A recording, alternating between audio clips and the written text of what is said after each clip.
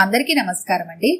ఈరోజు మనం ఎం వెంకటేశ్వరరావు గారు రచించిన కొత్త జీవితాలు అనే ఓ చక్కటి కథను విందాం.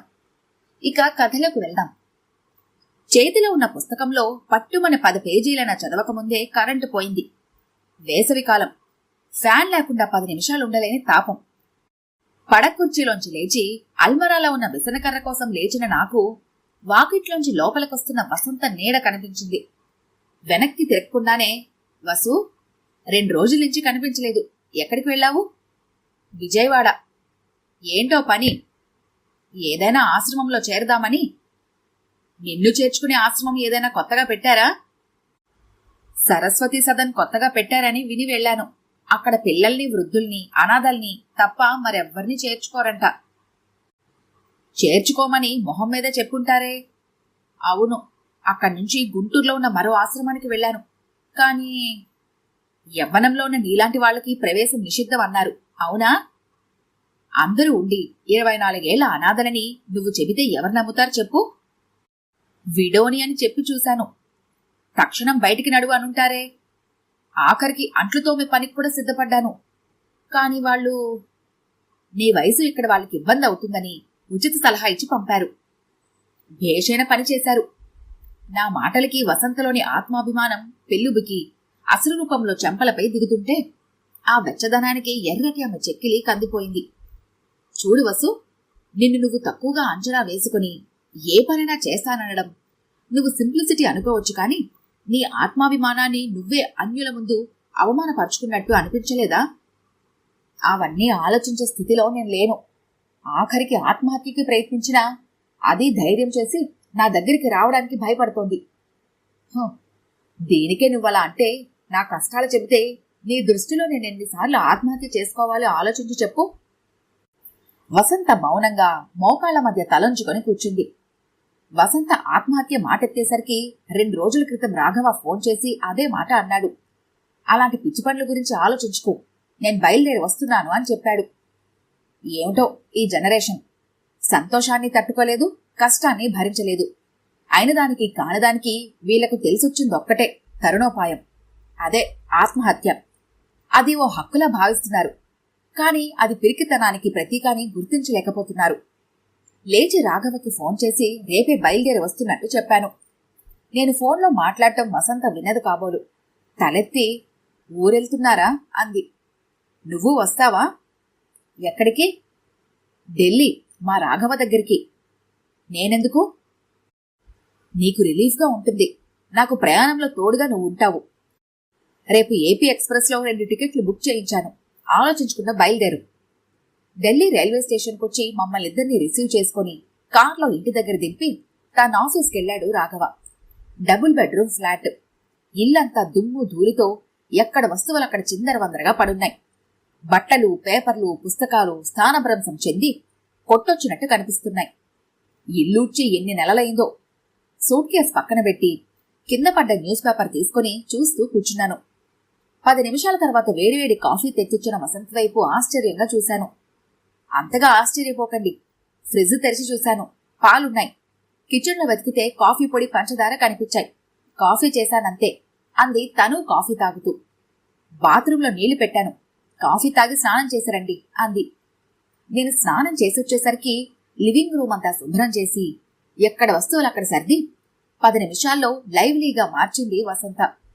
ఆశ్చర్యంగా చూశాను. చిరునవ్వు బదిలిచ్చి లోపలికెళ్ళింది. మరో అర్ధగంటలో ఇల్లంతా అద్దంలా సర్ది వంట చేస్తుంటే నేనడ్డు చెప్పలేదు. పేపర్ చూస్తూ కూర్చున్న నాతో, వంటైంది, భోంచేద్దామా అంది వసంత. వంట? అన్నీ ఇంట్లోనే ఉన్నాయి, చేశాను. ఇంతలో ఫోన్ మోగింది. రాఘవ పర్మిషన్ చెప్పి ఇంటికొస్తున్నానని చెప్పాడు. అదే విషయం వసంతతో చెప్పాను. అయితే వెయిట్ చేద్దాం అంది. మరో అరగంట తర్వాత ఇంటికొచ్చిన రాఘవ ఆశ్చర్యంగా ఇల్లు చూసి వసంతతో, మీకెందుకండి ఈ శ్రమంతా అన్నాడు. శ్రమదేముందులేండి, రండి భోంచేద్దాం అనేసరికి రెట్టింపు ఆశ్చర్యంతో, భోజనమా? అందరం హోటల్కెళ్దామని వచ్చాను. చిరునవ్వే సమాధానంగా డైనింగ్ టేబుల్ మీద అన్నీ సర్ది వడ్డించింది వసంత. ఇంటి భోజనం తిన్న తృప్తి తండ్రి కొడుకుల కళ్ళల్లో కదలాడింది. భోంచేసి చేయి తుడుచుకుంటూ, థ్యాంక్స్ అండి, చాలా రోజుల తర్వాత మంచి ఇంటి భోజనం పెట్టారు. ఇందులో ఏముంది చెప్పండి అంది వసంత ప్లేట్లు తీస్తూ. రాఘవ ఆఫీస్కి వెళ్ళిపోయాడు. వసంత గదిలో పడుకుంది. నేను హాల్లో కూర్చున్నాను. నిద్ర రావటం లేదు. టేబుల్ మీదున్న పేపరు పెన్ను తీసుకొని లెటర్ రాయటం మొదలుపెట్టాను. వసంతకి. పసితనంలోనే తల్లిని కోల్పోయిన రాఘవకి అమ్మా నాన్న నేనే అయి పెంచి పెద్దవాణ్ణి చేసి అమెరికా వరకు పంపాను. సాధారణ స్కూల్ మాస్టర్గా నాకది అసాధ్యమే. తన చదువు, సంస్కారం, తెలివితేటలతో సుసాధ్యమేనని సాధించి చూపిన సాఫ్ట్వేర్ ఇంజనీర్ రాఘవ. పెళ్ళీడు వచ్చిందని వాడి స్వేచ్ఛని నా చేతుల్లోకి తీసుకోలేదు. రాఘవ ఆ బాధ్యత నా మీదుంచి తనకు కాబోయే భార్య ఎలా ఉండాలో తన మనసులోని భావాలు నా ముందుంచాడు. అందరూ ఆశపడేవే. దూరపు బంధువుల అమ్మాయి స్రవంతి ఎంబీఏ చదివి ఉద్యోగం చేస్తోందని రాఘవకిస్తామని అడిగారు. అమ్మాయిని చూసొచ్చి రాఘవతో మాట్లాడాను. ఇంటర్నెట్ ద్వారా అమ్మాయి ఫోటోలు చూసి అమ్మాయితో మాట్లాడి ఓకే చేశాక పెళ్లి పనులన్నీ 10 రోజుల్లో పూర్తయ్యాయి. అందరూ జంట చూడముచ్చుటగా ఉంది అన్నారు. రాఘవది త్వరగా నలుగురిలో కలిసిపోయే మనస్తత్వం కాదు. స్రవంతిది అందుకు భిన్నం. పెళ్లిలో అందరితో కలుపుగోలుతనంగా మాట్లాడుతుంటే సంతోషించాను. పెళ్లైన వారానికే రాఘవ భార్యతో అమెరికా వెళ్తూ, నాన్నా, ఇక్కడ మీరు ఒంటరిగా ఎందుకు? మీరు మాతో వస్తే అందరం ఒకే చోట ఉందాం అన్నాడు. స్రవంతి అదే చెప్పింది. ఇప్పుడు వద్దర్రా, జీవితపు ప్రథమాంకంలో ఉన్నారు మీరు. వార్ధాక్యపు చరమాంకంలో ఉన్న నేను. కాలు చెయ్యి ఆడనన్నాళ్ళు ఇక్కడే ఉంటాను అన్నాను. వాళ్ళిద్దరూ వెళ్లిపోయారు. 2 రోజులకొకసారి రాఘవ చేసే ఫోను నాలో ఎప్పటికప్పుడు కొత్త ఉత్సాహాన్ని ఇస్తుండేది. ఎందుకంటే పిన్న వయసు నుండే అమ్మ లేకుండా పెరిగిన రాఘవ స్రవంతితో సంతోషంగా జీవితం గడుపుతున్నందుకు. పిల్లల ఆనందం కంటే నాకు ఈ వయసులో కావాల్సిందేముంది? సరిగ్గా 6 నెలల తర్వాత రాఘవ ఫోన్లో చెప్పిన మాటలు విని అచేతనంగా ఎన్ని గంటలు గడిపానో నాకే తెలీదు. నా సంతోషాన్ని సగంలో, రాఘవ ఆనందాన్ని ఆదిలోనే అంతం చేసిన ఆ విషయం రాఘవ మాటల్లో. నాన్నా, పెళ్ళైన 1 వారం రోజులు దాటి అమెరికా వచ్చినా మా ఇద్దరి మధ్య తడిపుడి మాటలు తప్పితే మనసిప్పు మాట్లాడుకోవటం గాని, శారీరకంగా చేరుకోవటం గాని జరగలేదు. కొత్తని సరిపెట్టుకున్నా. స్రవంతి దేనికి స్పందించటం లేదు. నిలదీస్తే నిజం చెప్పింది. తనకి పెళ్లి ఇష్టం లేదని, హైదరాబాద్లో పనిచేసేటప్పుడు ప్రవీణ్తో ప్రేమలో పడ్డానని, అతనిప్పుడు అమెరికాలో ఉంటున్నాడని, ఇప్పట్లో అతను ఇండియాకి వచ్చే అవకాశం లేదు గనక తను అమెరికా రావడానికి ట్రై చేసినా ఫెయిల్ అయిందని, ఆ సమయంలో అనుకోకుండా నాతో ఆమె పెళ్లి జరిగిందని, అయితే ఆమె స్వార్థపు ఆంతర్యం నాతో అమెరికా రావడమేనని తేల్చి చెప్పింది. అందుకే మనసులో లేని మీతో మాట్లాడలేకపోతున్నా, తదాత్మ్యంతో తనువు సమర్పించలేకపోతున్నా అంది. ఆ తర్వాత రోజు స్రవంతి కోసం ప్రవీణ్ వచ్చాడు. స్రవంతి మెళ్ళలో తాళి తీసి నా చేతిలో పెడుతూ, ఇది తప్పని నాకు తెలుసు, కానీ మనసు చంపుకొని రాజీపడి మీతో సహజీవనం సాగించలేను, క్షమించండి అని చేతులు జోడించి ప్రవీణ్తో వెళ్లిపోయింది. 3 నాళ్ల ముచ్చటగా ముగిసిన పెళ్లిలో అచ్చటా ముచ్చటా తీర్చకుండానే రాఘవకి స్రవంతి ఇచ్చిన షాక్ నాదాకా రావడానికి 6 నెలలు పట్టింది. ఆ తర్వాత అమెరికాలో ఉండలేక రిజైన్ చేసి ఇదిగో ఢిల్లీ వచ్చి 2 నెలలైంది. సున్నిత మనస్కులైన రాఘవ ఓటమిని తట్టుకోలేక ఈ మధ్య మాటల్లో పదే పదే ఆత్మహత్య గురించి ప్రస్తావిస్తుంటే భయపడి వచ్చాను. ఇది నా కొడుకు రాఘవ కథ. లెటర్ రాయటం ఆపి లేచి చూశాను. వసంత ప్రశాంతంగా నిద్రపోతోంది. పేపర్ తీసుకుని మళ్లీ లెటర్ రాయటం మొదలుపెట్టాను.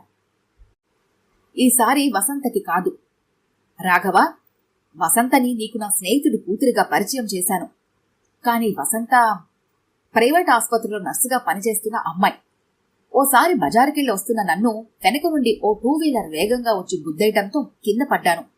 కొద్దిగా దెబ్బలు తగిలాయి. దగ్గరలో ఉన్న ఆసుపత్రికి వెళ్లాను. అక్కడ నర్సుగా పనిచేస్తున్న వసంత నాకవసరమైన చికిత్స, సేవలు సహనంతో చిరునవ్వుతో చేసింది.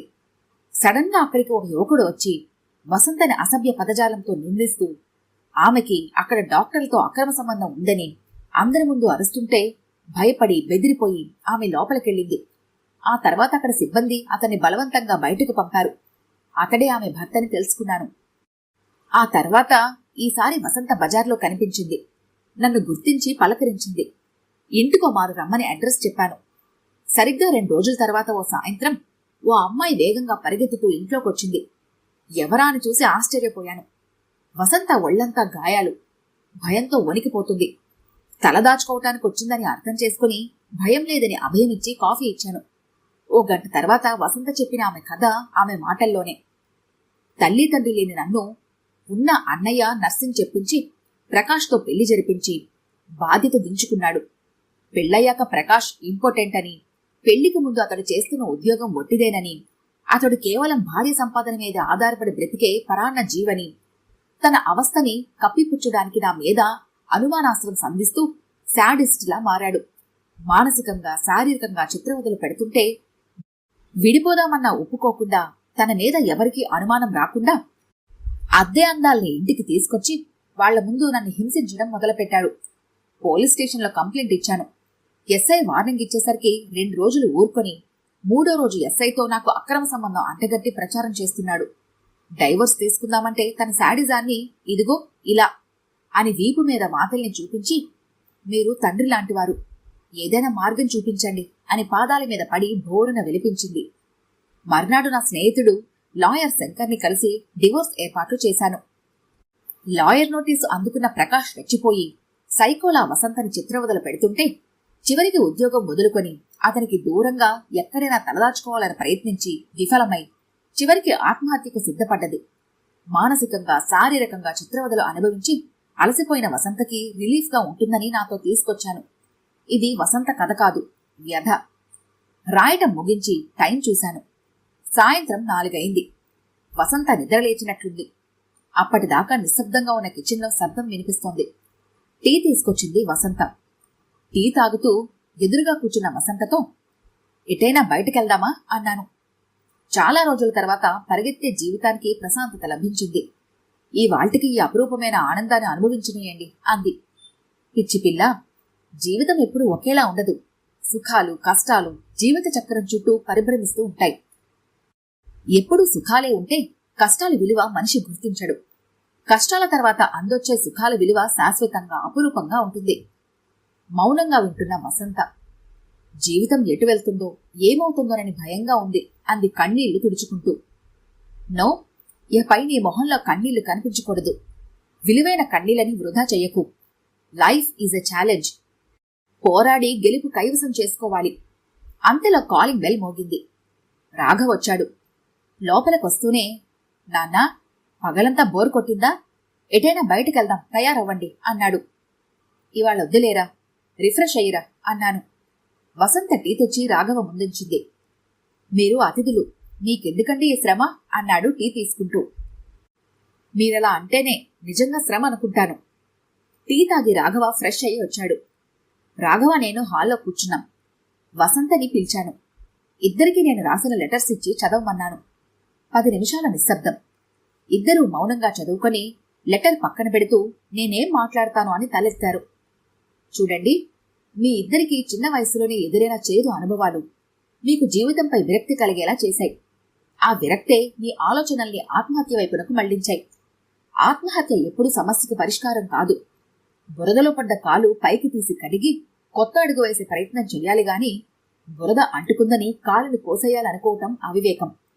జీవితంలో భంగపడ్డంత మాత్రాన భవిష్యత్తు లేదనుకోకుండా మీరిద్దరూ కలిసి కొత్త జీవితాన్ని ఎందుకు ప్రారంభించకూడదు? వసంత రాఘవ ఒకరి మొహాలొకరు చూసుకున్నారు. రాఘవ, నువ్వు ఆశించి అందుకోలేని జీవితాన్ని వసంత నీకు పరిపూర్ణంగా అందించగలదు. వసంత, నువ్వు కోరుకునే ప్రశాంత జీవితాన్ని, భద్రతని మా రాఘవ నీకివ్వగలడు. మీ ఇద్దరి మీద నాకు నమ్మకం ఉంది.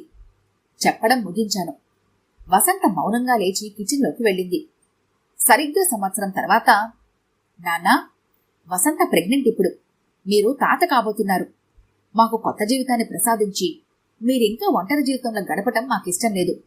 మాతో పాటు మీరు కొత్త జీవితం గడుపుతురుగాని వెంటనే బయలుదేరి రండి అని ఫోన్లో రాఘవ చెప్పేసరికి మెల్లగా లేచి ఢిల్లీకి టికెట్ రిజర్వేషన్ చేయించుకునేందుకు రైల్వే స్టేషన్కి బయలుదేరాను. ఈ కథ కనుక మీకు నచ్చినట్లయితే లైక్ చేయండి, షేర్ చేయండి. మరిన్ని ఇంట్రెస్టింగ్ కథల కోసం మా ఛానల్ని తప్పకుండా సబ్స్క్రైబ్ చేసుకోండి.